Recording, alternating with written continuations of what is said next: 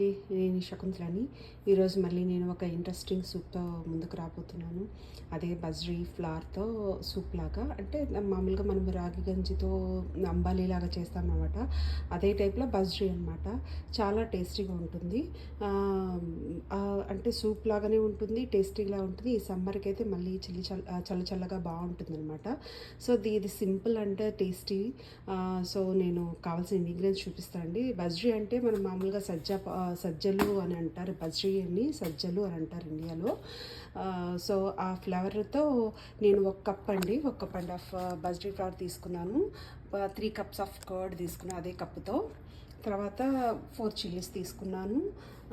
తర్వాత ఆనియన్స్ కొన్ని, కరివేపాకు, ఇది పోపు దినుసులండి. తర్వాత ఆ కప్పు, ఇదే కప్తో అండి నేను 8 cups ఆఫ్ వాటర్ తీసుకున్నాను. 6 cups ఇక్కడ పెట్టానండి, వెయిట్ చేస్తున్నాను.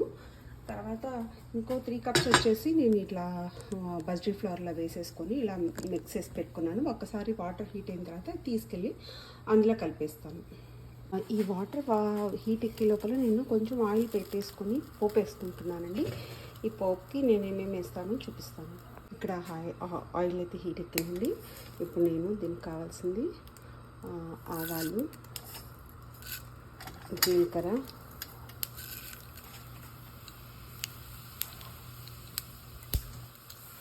ఈ తరిగి పెట్టుకున్న పచ్చిమిరపకాయలండి,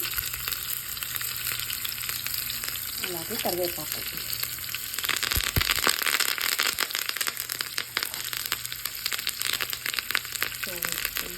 పోపు అయితే రెడీ అయిపోయింది.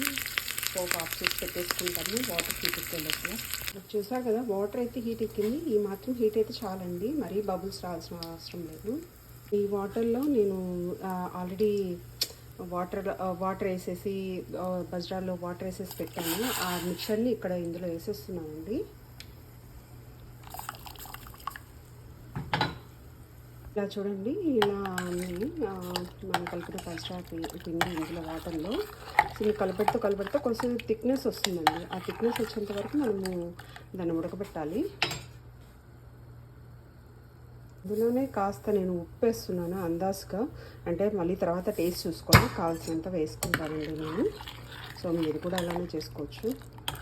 ఇంకా మెజర్మెంట్స్ అంటూ ఏం లేదు, జస్ట్ ఊరికి అందాజుగా వేసాను. ఓకేనా, చూసారు కదా, ఈ సూప్ అయితే ఇప్పుడు కొంచెం ఇట్లా బాగా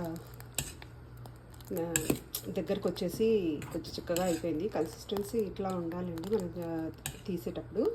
సో ఇప్పుడు నేను స్టవ్ ఆఫ్ చేసేసి కాసేపు చల్లారబెడతానండి. చూసాక ఇప్పుడు చల్లారిపోయింది. ఇప్పుడు ఈ పెరుగుని నేను పక్కన తీసి పెట్టుకున్నా కదా, ఇందులో వేసి కలుపుతున్నానండి.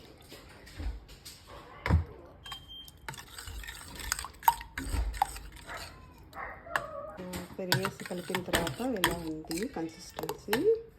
ఇందులో మనం ముందు పెట్టుకున్న కన్సిస్టెన్సీ ఇలా ఉంది కదండి. ఇప్పుడు పోపును ఇందులో కలిపేస్తాం. తిరగమాత వేసిన తర్వాత సో ఇలా ఉంటుంది. ఇంకా సర్వింగ్ బౌల్లో తీసేసుకుంటామండి. సర్వింగ్లో తీసుకొని తర్వాత మనం ఆనియన్ కావాలంటే ఆనియన్ కలుపుకుంటాం. ఇట్లా ఆనియన్ వేసేసుకొని సర్వ్ చేసేయండి.